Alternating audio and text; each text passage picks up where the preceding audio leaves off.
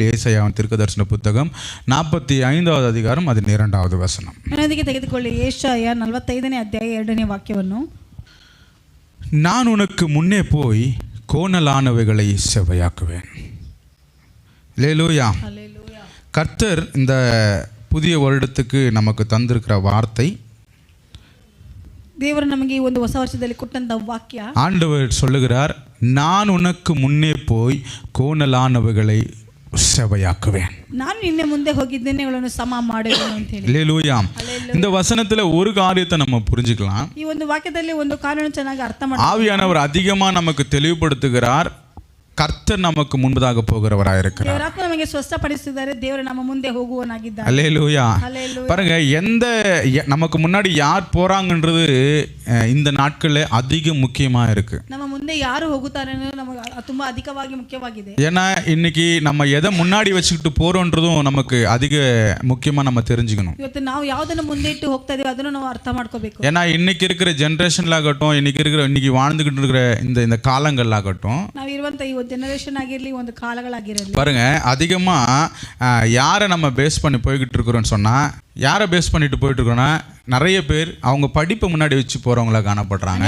ಅವರ ವಿದ್ಯಾಭ್ಯಾಸಗಳು ಮುಂದೆ ಇಟ್ಟು ಹೋಗೋರಾಗಿ, அநேகர் தங்களுடைய வேலைகளை முன்பாக வச்சு போக பிரயாசப்பட்டு இருக்காங்க. ಅವರ ಕೆಲಸಗಳು ಮುಂದೆ ಇಟ್ಟು ಹೋಗೋರಾಗಿರುತ್ತೆ. நிறைய பேரை பார்க்குறோம், தங்கிட்ட இருக்கிற ஆஸ்தியும் தங்கிட்ட இருக்கிற பணத்தை பொருளை முன்னாடி வைக்கிறவங்களா காணப்படுறாங்க. ಅನೇಕರನ್ನು ನೋಡ್ತೀವಿ, ಅವರ ಬಳಿ ಇರುವಂತಹ ಆಸ್ತಿ ಆಗಲಿ, ಅವರ ಬಳಿ ಇರುವಂತಹ ವಸ್ತುಗಳಾಗಲಿ, ಅವರ ಬಳಿ ಇರುವಂತಹ ಹಣಗಳ ಮುಂದೆ ಇಟ್ಟು ಹೋಗೋರಾಗಿರ್ತಾರೆ. ஆனா கிறிஸ்துவ பிள்ளைகளுக்கு, கிறிஸ்துக்குள்ளாக இருக்கிற பிள்ளைகளுக்கு ஒரு காரியம் தெரிஞ்சிருக்கணும். ಅರೆ ಕ್ರಿಸ್ತರಲ್ಲಿ, ಕ್ರಿಸ್ತರ ಮಕ್ಕಳಾಗಿರುವಂತವರಿಗೆ ಒಂದು ಕಾರ್ಯ ತಿಳಿದಿರುವವರಾಗಿರಬೇಕು. முக்கியமா தெரிஞ்சிருக்கிற காரியம் என்னன்னு சொன்னா, நம்ம யாரை முன்னாடி வச்சு போய்கிட்டு இருக்கிறோம். ಮುಖ್ಯವಾಗಿ ತಿಳಿದಿರುವ ಕಾರ್ಯ ಯಾವುದು ಅಂತ ಹೇಳಿದ್ರೆ, ನಾವು ಯಾವುದನ್ನು ಮುಂದೆ ಇಟ್ಟು ಹೋಗ್ತಾ ಇದೀವಿ. ஏன்னா யாரை முன்னாடி வச்சா ஒரு ஜெயமுள்ள ஒரு வாழ்க்கை இந்த பூமியில வாழ முடியும். ಯಾರನ್ನು ನಾವು ಮುಂದೆ ಇಟ್ಟರೆ ಈ ಲೋಕದಲ್ಲಿ ಜಯಕರವಾದ ಜೀವನ ಜೀವಿಸಬಹುದು. இது புரியாமலே இன்னைக்கு நம்ம என்ன பண்ணிக்கிட்டு இருக்கிறோம்னா, ஓடிக்கிட்டு இருக்கிறவங்களா காணப்படுறோம். ಇದನ್ನು ಅರ್ಥ ಮಾಡ್ಕೊಳ್ಳೋದೇ ಅನೇಕ ರೀತಿ ಓಡೋರಾಗಿ ಇರ್ತಾರೆ. அதனாலதான் ஆண்டவர் இன்றைக்கும் நமக்கு விசேஷமா வாக்கு தத்தத்தோடு கூட இந்த வார்த்தையை நமக்கு ஆண்டவர் காண்பித்திருக்கிறார். ಅದರಿಂದನೇ ದೇವರು ವಿಶೇಷವಾಗಿ ಒಂದು ವಾಕ್ಯದೊಂದಿಗೆ ಒಂದು ವಾಕ್ಯ ನಮಗೆ ತೋರಿಸಿ, யார் உங்க முன்னாடி போனாலும் ஜெயம் இருக்காது, ஆனா கர்த்தர் உங்களுக்கு முன்பதாக போகும் பொழுது ஒரு பெரிய ஜெயத்தை உங்களால் பார்க்க முடியும். ಯಾರು ನಿಮ್ಮ ಮುಂದೆ ಹೋದ್ರೆ ನಿಮಗೆ ಜಯ ಇಲ್ಲ, ಆದ್ರೆ ದೇವರು ನಿಮ್ಮ ಮುಂದೆ ಹೋಗಬೇಕಾದ್ರೆ ನಿಮಗೆ ಜಯಕರವಾದ ಜೀವನ ಜೀವಿಸಲಿಕ್ಕೆ ಸಾಧ್ಯ. அல்லேலூயா. ஏன்னா நம்மை அழைத்த தேவன், ಯಾಕಂದ್ರೆ ನಮ್ಮನ್ನು ಕರೆದಾತನು அழைக்கிறவராக மாத்திரமல்ல, ಕರೆದಾತನು ಮಾತ್ರ ಅಲ್ಲ, அவர் நமக்கு முன் போகிறவராக ಆತನು ನಮ್ಮ ಮುಂದೆ ಹೋಗುವವರಾಗಿದ್ದಾರೆ. ராமன் சொல்லாமா? ஹல்லேலூயா. அல்லேலூயா. ஏன்னா இன்னைக்கு நம்மை அழைத்த தேவன், அவர் அழைத்து அப்படியே விட்டுட்டு போகிறவர் அல்ல, அழைத்தவர் அவர் நமக்கு முன்பதாக போகிறவராக இன்னைக்கு காணப்படுறார்.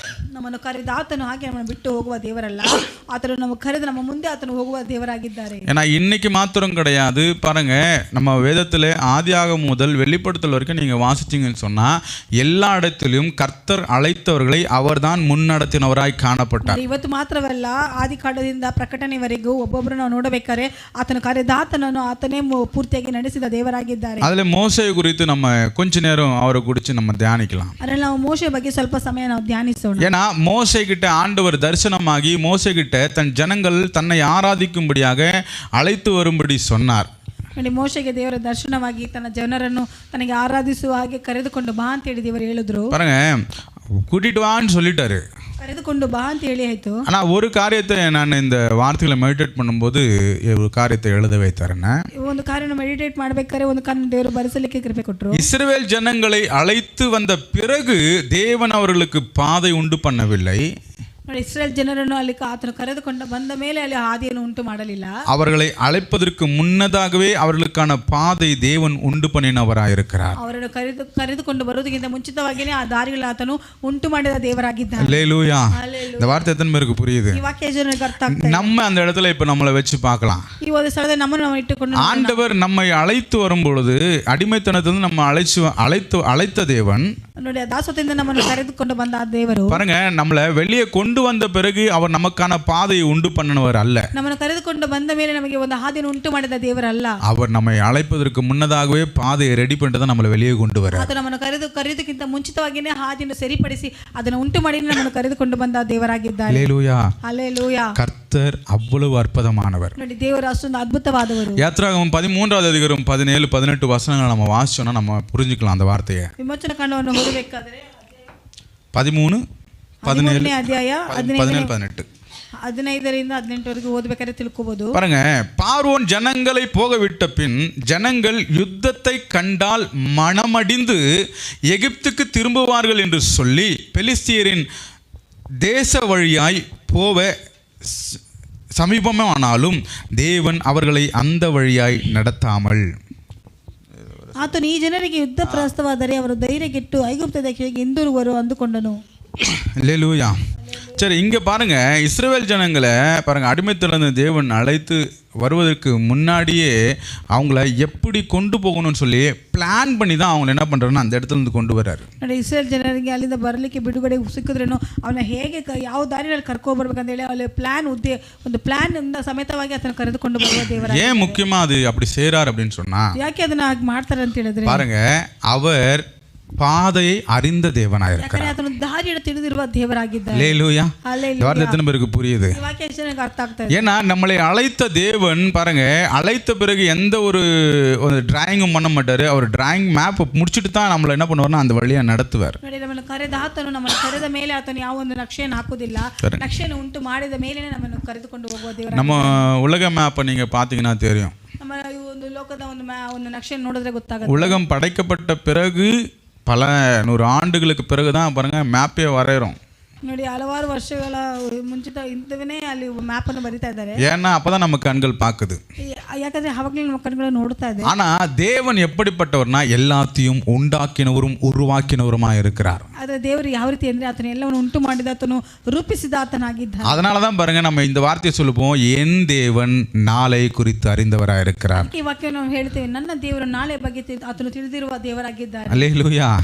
ஏன்னா கர்த்தர் எப்படிப்பட்டவர்னா எல்லாமே பக்கா பிளானோட தான் எல்லாமே பண்ணுவார். ದೇವರು ಯಾವ ರೀತಿ ಆದವರು ಅಂತ ಹೇಳಿದ್ರೆ ಎಲ್ಲವನ್ನು ಪಕ್ಕಾ ಪ್ಲಾನ್ ಇಂದಾನೆ ಮಾಡುವ ದೇವರಾಗಿದ್ದಾರೆ. அவர் வந்துட்டு முன்னாடி பிளான் இல்லாம எந்த காரியத்தையும் செய்ய மாட்டாரு. ಉದ್ದೇಶವಿಲ್ಲದೆ ಯಾವ ಒಂದು ಕಾರ್ಯವನ್ನು ಆತನು ಮಾಡುವ ದೇವರಲ್ಲ. நம்ம போகிற பாதை அப்படிதான் இருக்கும் பாருங்க. ನಾವು ಹೋಗುವಂತ ದಾರಿನೂ ಅದೇ ರೀತಿ. ஏன்னா நம்ம போற பாதை நமக்கு புதுசா இருக்கும்.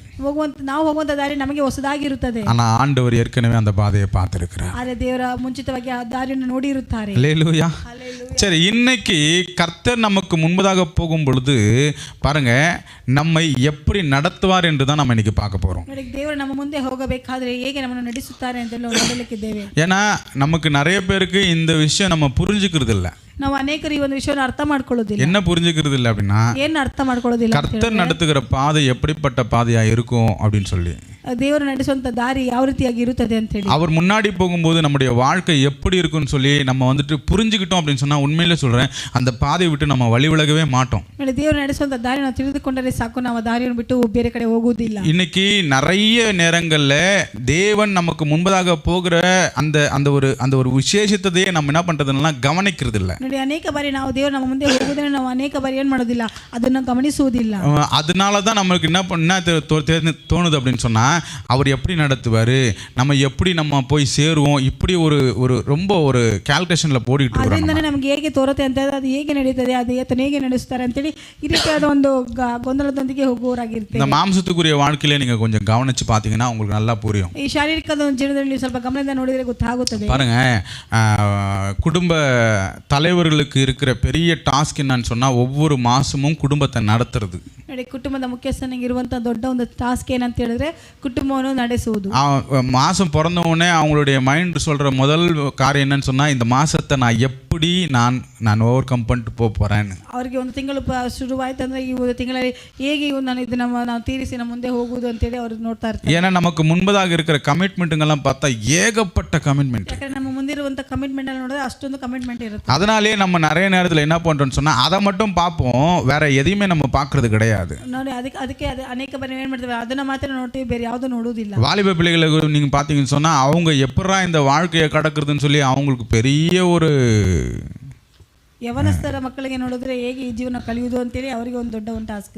கடன் வாங்கினவனுக்கு இந்த கடனை எப்படா கொடுக்க போறோம்னு சொல்லி அது ஒரு பெரிய டாஸ்கா நிக்குது. ಸಾಲ ತೆಗೆದುಕೊಂಡವರು ಸಾಲಗಾರನಿಗೆ ಹೇಗೆ ಈ ಸಾಲವನ್ನು ಕೊಡುವುದು ಅಂತೇಳಿ ಅದೊಂದು ದೊಡ್ಡ ಟಾಸ್ಕ್. ஏன்னா இது ஏன் சொல்றேன் அப்படின்னு சொன்னா, ಯಾಕೆ ನಾನು ಹೇಳ್ತೇನೆ ಅಂತ ಹೇಳಿ, நம்ம போகிற பாதையில நம்ம முன்னாடி வச்சிருக்கிறது எல்லாமே இப்படிப்பட்ட சம்பவங்களும் இப்படிப்பட்ட குடும்ப காரியங்களை தான் நம்ம முன்னாடி வச்சுட்டு ஓடிக்கிட்டு இருக்கோம். ಹೋಗುವಂತ ದಾರಿ ನಾವು ಈ ರೀತಿಯಾದ ಸಂಭವಗಳನ್ನು ಈ ರೀತಿಯಾದ ಕಾರ್ಯನ ನಾವು ಮುಂದೆ ಇಟ್ಟು ಹೋಗೋರಾಗಿರುತ್ತೇವೆ. ஆனா ஒரு காரியத்தை காரியத்தை நாம் தெளிவாய் புரிந்து கொள்ள வேண்டும். ಅಲ್ಲಿ ಒಂದು ಕಾರಣ ನಾವು ಸ್ಪಷ್ಟವಾಗಿ ತಿಳಿದುಕೊಳ್ಳಬೇಕು. இந்த உன்னதமான தேவனை அறியாதவர்கள் ஒருவேளை இப்படி செய்தாங்க அப்படின்னு சொன்னா ஓகே, நம்ம ஒத்துக்கலாம்.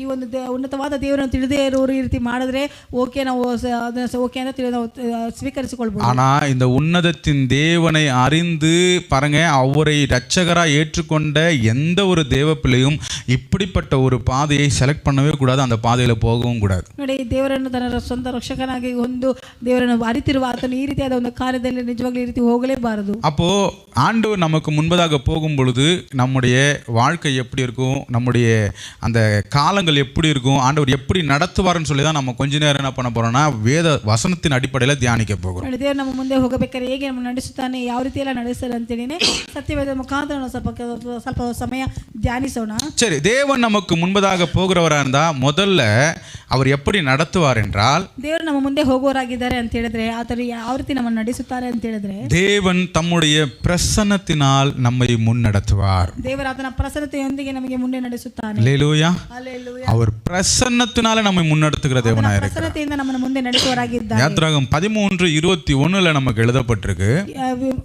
விமோச்சன காண்ட 13:21 ಬರೆಯಲ್ಪಟ್ಟಿದೆ. இஸ்ரவேல் ஜனங்கள் அந்த இடத்திலிருந்து எகிப்திலிருந்து புறப்பட்டு போகும் பொழுது அவர்கள் எந்த இடத்திலும் திகைக்க கூடாதுன்னு சொல்லி தான் முதல்ல ஆண்டவர் வழியை உண்டு பண்றார். ನೋಡಿ, ಇಸ್ರೇಲ್ ಜನರು ಐಗುಪ್ತದಿಂದ ಅಲ್ಲಿ ಬಿಡುಗಡೆ ಆಗಿ ಹೋಗಬೇಕಾದ್ರೆ ಎಲ್ಲಿನ ಅವರು ಕಷ್ಟಪಡಬಾರದು ಅಂತೇಳಿ ಅಲ್ಲಿ ದಾರಿಯನ್ನು ದೇವರು ಉಂಟು ಮಾಡುತ್ತಿದ್ದಾರೆ. ரெண்டாவது, பிரசன்னம் என்கிறது என்னன்னு சொன்னா தேவன் நம்மோடு இருக்கிறது என்று அர்த்தம். ಆ ಪ್ರಸನ್ನತೆ ಅಂತ ಹೇಳಿದ್ರೆ ದೇವರು ನಮ್ಮ ಸಂಗಡ ಇದ್ದಾರೆ ಅಂತ ಹೇಳಿ. அப்போ அது வரைக்குமே மோசே தான் ஜனங்களை வந்துட்டு லீட் பண்ணிட்டு இருக்கிறார். மோசே மட்டும்தான் ஜனங்களுடைய கண்களுக்கு பார்வைக்கு தெரிஞ்சுக்கிட்டு இருக்கிறார். ಅದುವರೆಗೂ ಮೋಸೆನೇ ಜನರನ್ನು ನಡೆಸುತ್ತಿದ್ದಾರೆ, ಅದುವರೆಗೂ ಮೋಸೆನೇ ಜನರ ಕಣ್ಣುಗಳಿಗೆ ಕಾಣುತ್ತಿದ್ದಾನೆ. ஆனா எப்போ தேவன் என் ஜனங்களை நான் விட்டு விலக மாட்டேன்னு சொல்லி ஆண்டவர் வந்துட்டு அவங்களை வெளியே கொண்டு வந்தாரோ, ಯಾವಾಗ ದೇವರು ನಾನು ನನ್ನ ಜನರನ್ನು ಬಿಟ್ಟು ಹೋಗುವುದಿಲ್ಲ ಅಂತೇಳಿ ಹೊರಗೆ ಕರೆದುಕೊಂಡು ಬಂದರು, பாருங்க, அவர்களுக்கு தன்னை வெளிப்படுத்துகிறார். ಅವರಿಗೆ ಆತನು ತನ್ನನ್ನು ಹೊರಪಡಿಸುತ್ತಿದ್ದಾರೆ.